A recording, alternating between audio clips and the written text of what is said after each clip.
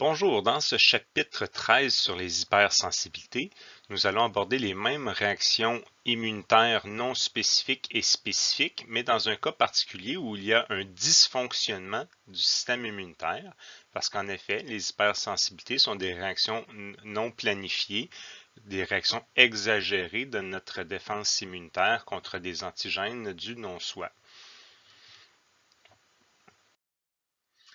Alors, dans ce chapitre, ce que nous allons voir, ce sont les concepts d'allergie, d'anaphylaxie et de maladie auto-immune pour les distinguer les uns des autres. Nous allons principalement aborder les hypersensibilités de type 1 et 2.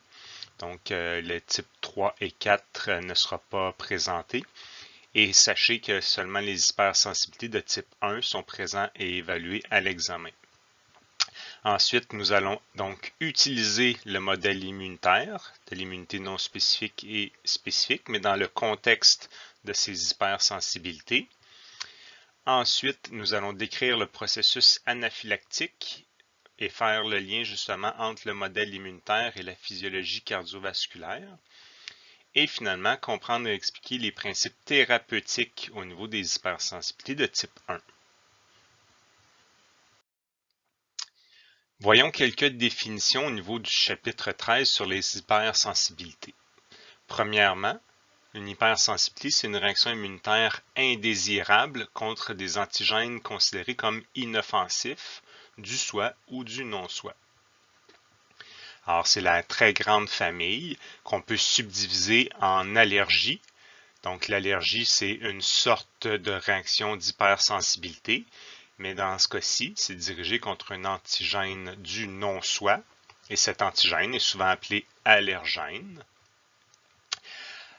Et on ne confondra pas l'allergie avec l'intolérance. Donc, l'intolérance, c'est en lien avec la présence de molécules dans le milieu externe. Donc, il n'y a pas eu la première barrière de traversée. En effet, les intolérances, par exemple, alimentaires, c'est quelque chose qui se situe dans le tube digestif. Donc, comme on n'a pas franchi la première barrière, il ne peut pas y avoir de rencontre et de reconnaissance avec nos cellules de l'immunité. Donc, c'est pas la même chose qu'une allergie, où là, à ce moment-là, on est rendu dans notre milieu interne. Et on ne doit pas non plus confondre l'allergie avec la maladie auto-immune, qui, elle, correspond aussi à une réaction indésirable du système immunitaire, mais dans ce cas-ci, contre un antigène du soi. Alors, pour une raison obscure encore, qui fait encore l'objet d'études, c'est pas très clair pourquoi nos cellules du système immunitaire réagissent contre certains de nos propres antigènes. Et finalement, l'anaphylaxie, donc l'anaphylaxie qui correspond à une hypersensibilité de type 1, donc une réaction contre un allergène. Alors, c'est pour ça qu'il y a souvent l'utilisation du terme allergie plutôt qu'anaphylaxie, donc il n'y a pas de distinction réelle entre les deux termes. Rappel de quelques notions pour bien situer les hypersensibilités. Premièrement, un antigène, on se souvient qu'il s'agit d'une grosse molécule organique qui a été produite ou fabriquée par un être vivant. Donc, les exemples que nous avions déjà vus dans le chapitre précédent, les protéines, les sucres complexes, les glycolipides. Et il faut aussi se souvenir que l'antigène, comme c'est une grosse molécule, elle ne peut normalement pas traverser la première barrière, donc que constitue la peau et les muqueuses. Alors, si elle ne franchit pas normalement la première barrière, elle n'est donc pas en contact avec la deuxième barrière, nos fameux leucocytes. S'il y a eu une réaction d'hypersensibilité, c'est donc que l'antigène a réussi à traverser cette première barrière. Alors pour cela, on va revoir les différents moyens de franchir la première barrière. Normalement, les grosses molécules ne peuvent pas utiliser les protéines de transport. Donc, exemple, une protéine ne peut pas traverser par une protéine de transport. Il existe des protéines de transport pour l'eau, pour le sucre, les ions, etc. Donc, c'est comme ça que les nutriments sont capables de franchir la première barrière au niveau intestinal. C'est aussi en passant directement dans les membranes que les gaz peuvent traverser, par exemple, au niveau des alvéoles, parce qu'il s'agit de très petites molécules qu'on dit liposolubles. Alors, pour traverser normalement la première barrière, nos molécules sont dégradées avec la digestion chimique au niveau justement du tube digestif. Dans le cas de l'antigène, comme c'est une grosse molécule, par exemple la protéine, ça veut dire qu'elle a réussi à traverser sans être digérée. Alors, il faut aller voir comment c'est possible de faire ça. Premièrement, on se souvient que la peau est composée d'un épithélium stratifié. Donc, ça veut dire plusieurs couches, comme sur l'image qui est montrée ici. Donc, la peau, elle est épaisse et donc difficile à traverser par les différentes molécules. Alors que les muqueuses, que ce soit les muqueuses respiratoires, digestives ou urinaires, sont composées d'un épithélium simple, une seule couche de cellules, et comme c'est mince, habituellement, c'est facile à traverser. C'est comme ça, justement, qu'on fait l'absorption intestinale en passant à travers la couche de cellules de la muqueuse. Donc, par les protéines de transport, pour la diffusion simple, pour le transport actif, la diffusion facilitée, l'osmose, donc les différents mécanismes de transport déjà présentés. Alors, c'est possible, évidemment, pour certaines molécules de traverser lorsqu'il y a un bris de la première barrière, que ce soit la peau ou les muqueuses. Donc, s'il y a une coupure, une déchirure, une mort de cellules, que ce soit en lien avec le cycle viral. Donc, c'est sûr qu'à ce moment-là, si la première barrière n'est plus étanche, donc c'est possible à ce moment-là que certains antigènes puissent pénétrer. C'est l'exemple de l'abeille qui nous pique. Alors, c'est comme ça qu'on réussit à rentrer un antigène du non-soi à l'intérieur de notre milieu interne. Sinon, nos mécanismes de transport habituels qu'on a déjà représentés en bio 1 et en bio 2 ainsi qu'en immunité. Donc, avec nos fameuses protéines de transport, selon chaque sorte de molécule, on utilise une protéine de transport qui a la forme correspondante. Mais je vous rappelle que ce sont tous de petits nutriments qui traversent. Alors, ce ne sont plus des molécules organiques fabriquées par du vivant, puisqu'ils ont été dégradés en petits pour traverser. Alors, on ne peut pas les reconnaître comme du non-soi, ces molécules. Et dans les autres mécanismes de transport, donc à part les processus passifs de la diffusion simple et de la diffusion facilitée et de l'osmose, nous avons vu aussi d'autres mécanismes de transport qui sont les transports actifs, donc avec les pompes, comme la pompe sodium-potassium. Et nous avons vu dans le système immunitaire, grâce à la phagocytose, nous avons vu un autre processus de transport actif qu'on appelle l'endocytose. Donc, l'endocytose, c'est la capacité justement d'être capable d'entrer de très grosses molécules à l'intérieur des cellules. C'est comme ça que les macrophages sont capables de détruire les micro-organismes par le processus d'endocytose spécifique à leur capacité donc de digérer le non-soi. Alors, dans ce cas, l'endocytose s'appelle spécifiquement la phagocytose, mais il existe d'autres sortes d'endocytose qui permettent d'entrer de très grosses molécules à l'intérieur, comme dans le système nerveux, lorsqu'on fait la récupération des neurotransmetteurs au niveau des synapses, on les récupère par endocytose. Donc, c'est un processus qui est utilisé à plusieurs endroits dans l'organisme.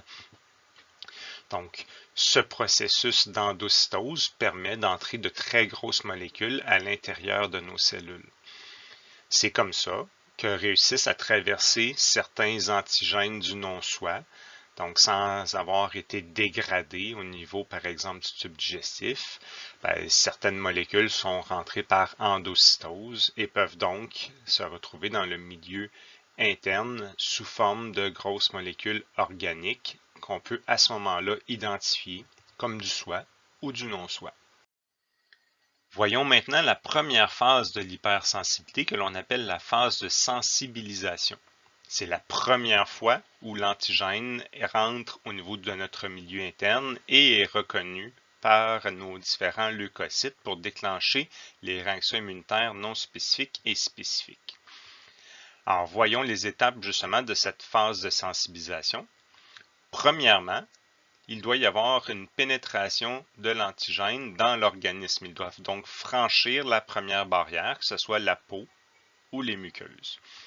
Et à partir du moment que l'antigène, donc cette molécule organique fabriquée par du vivant, a traversé la première barrière, peut donc y avoir rencontre et reconnaissance avec nos leucocytes qui peuvent donc remplir les conditions de déclenchement des réactions immunitaires non spécifiques et spécifiques.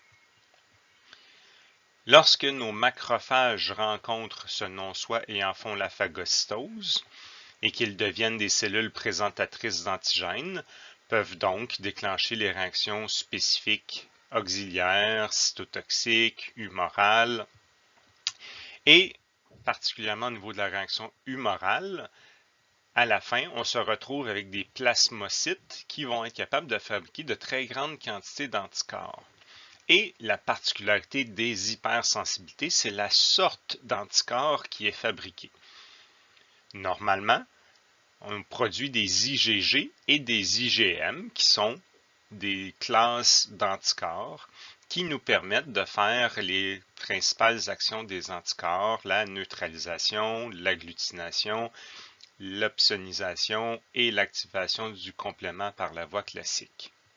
La particularité dans les hypersensibilités, c'est la fabrication d'une autre sorte d'IgE, ce qu'on appelle les IgE.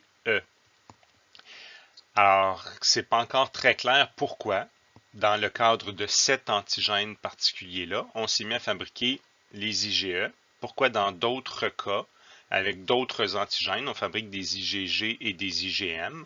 Donc, ce mécanisme n'est pas encore très clair, mais c'est justement le problème. C'est la fabrication d'IgE. Les IgE ont une particularité d'être capables de se fixer sur la membrane des mastocytes. À l'étape 3 présentée sur l'image, vous voyez justement maintenant un mastocyte avec à sa surface des IgE. Et c'est ce qui va être responsable lors de la deuxième exposition à l'antigène. C'est ce qui va être responsable de la réaction en tant que telle allergique. Donc, le fait justement de stimuler les mastocytes. On se souvient qu'un mastocyte, c'est un gros sac rempli d'histamine.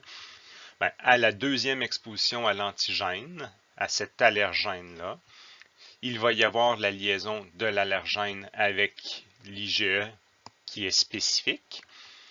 L'IgE, comme il est à la surface du mastocyte, le mastocyte va libérer son histamine et va donc déclencher la réaction inflammatoire. On se souvient que l'histamine, avec le TNF-alpha, est un des deux déclencheurs de l'inflammation.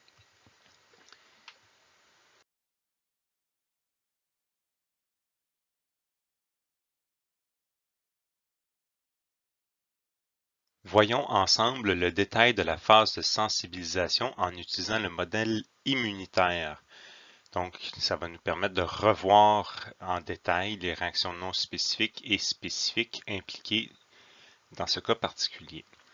Premièrement, il doit y avoir entrée de l'allergène dans l'organisme. Donc, quand on fait référence à l'organisme, n'oubliez pas qu'il faut avoir traversé la première barrière de la peau et des muqueuses. Alors, les voies respiratoires, les voies digestives ne font pas partie du milieu interne. Donc, il doit y avoir une pénétration dans le milieu interne. Il faut que les micro-organismes, il faut que le non-soi se retrouve dans le liquide interstitiel, le sang ou la lymphe. Exemple avec une piqûre d'insecte, par exemple, ou avec, au niveau alimentaire, une molécule qui a été absorbée, donc qui a traversé la muqueuse intestinale. Donc, une fois qu'on traverse la première barrière, à ce moment-là, il est possible, donc on augmente les chances qu'il y ait une rencontre et une reconnaissance par un macrophage de ce fameux antigène du non-soi. Alors évidemment, ça dépend de la quantité d'allergènes. Moins il y a d'allergènes, moins il y a de chances que les macrophages les rencontrent. Une fois qu'il y a eu rencontre et reconnaissance du non-soi par les macrophages peuvent donc en faire la phagocytose. Et à partir du moment qu'il y a une phagocytose par les macrophages, il y a donc, à ce moment-là, la libération d'interleukine 1, qui peut déclencher la fièvre si la quantité est suffisante, la libération de chimiokine qui déclenche le chimiotactisme et qui attire donc d'autres phagocytes, et finalement la libération de TNF-alpha qui déclenche l'inflammation, ce qui permet d'augmenter la vasodilatation des artérioles et la perméabilité au niveau des capillaires sanguins, ce qui permet donc la sortie des leucocytes jusqu'au site infecté et aussi des protéines du complément qui normalement ne peuvent pas passer par les pores des capillaires. Ainsi, une fois qu'il y a eu la phagocytose à l'étape 3, il y a maintenant présentation de l'antigène spécifique à la surface du macrophage. Le macrophage peut donc maintenant s'appeler une cellule présentatrice d'antigène, une CPA.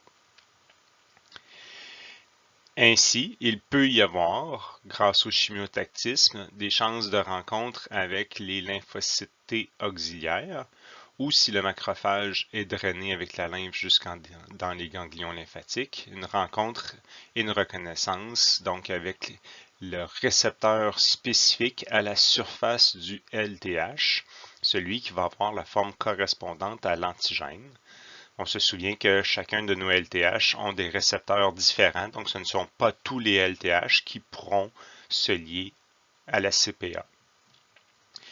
Lorsqu'il y aura liaison du récepteur du LTH à l'antigène présenté sur le CMH2 de la CPA, il pourra y avoir à ce moment-là libération d'interleukine 2. À l'étape 4, justement, c'est la sécrétion de cytokine qui est l'interleukine 2. Il y a activation de la réaction auxiliaire. Et s'il y a eu aussi une rencontre et une reconnaissance entre l'antigène du non-soi et un lymphocyte B, avec le récepteur anticorps à la surface du lymphocyte B, le lymphocyte B peut transférer l'antigène du non-soi sur son CMH2 et il y a donc des chances de rencontre et de reconnaissance entre le récepteur spécifique à la surface du LTH et le complexe antigène du non-soi CMH2 qui est à la surface du LB, ce qui permet, grâce à la sécrétion toujours d'interleukine 2, d'activer le LB qui pourra donner des plasmocytes et des LB mémoire. Alors, dans ce cas-ci, justement, l'activation à l'étape 5 des LB qui entraîne la différenciation en plasmocytes. C'est la particularité justement de la phase de sensibilisation pour l'étape 6, c'est que le plasmocyte se met à fabriquer le fameux récepteur anticorps qui était à la surface du LB sélectionné.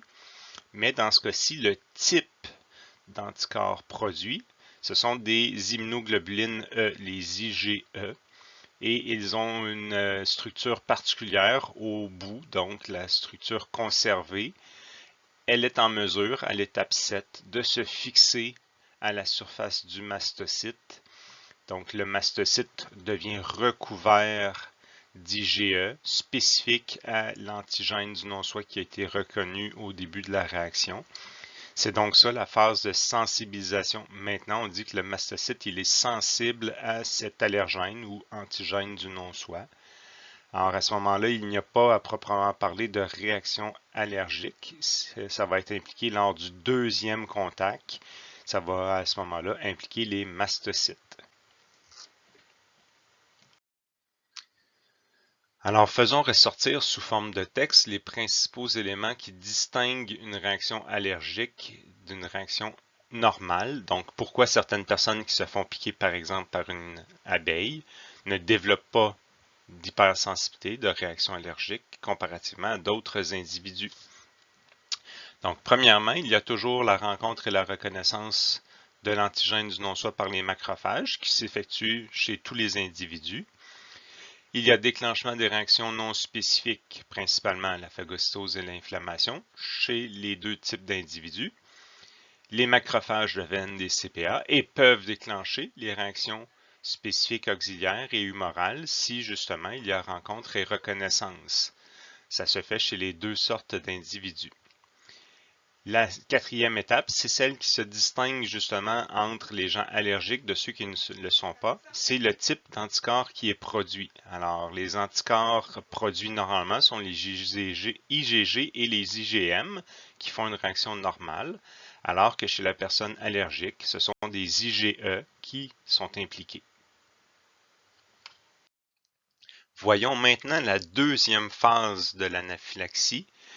Alors, lors de cette phase, c'est au deuxième contact avec le même allergène. Donc, il doit toujours y avoir la pénétration de la première barrière pour être en contact avec les cellules du système immunitaire, notre deuxième barrière. Alors, l'allergène, comme justement il a la forme spécifique pour l'IgE qui a été produit lors de la phase de sensibilisation, lorsque l'antigène va se promener dans le milieu interne, va pouvoir faire la rencontre et la reconnaissance des IgE à la surface des mastocytes. La journée qu'il va y avoir justement la liaison des mastocytes et des IgE, les mastocytes, ce sont des sacs à histamine. Donc, il va y avoir la libération de cette histamine dans le milieu interne. Histamine qui déclenche la réaction inflammatoire et donc va entraîner tous les symptômes associés aux hypersensibilités. Écoulement nasal, larmoiement, yeux rouges, donc qui sont des signes justement associés à l'inflammation. Pour vous assurer de la compréhension de ce chapitre sur les hypersensibilités, je vous invite à faire les activités incluses à la fin du chapitre 13 et principalement l'activité synthèse pour justement revoir les éléments principaux qui concernent la production d'IgE sur les mastocytes.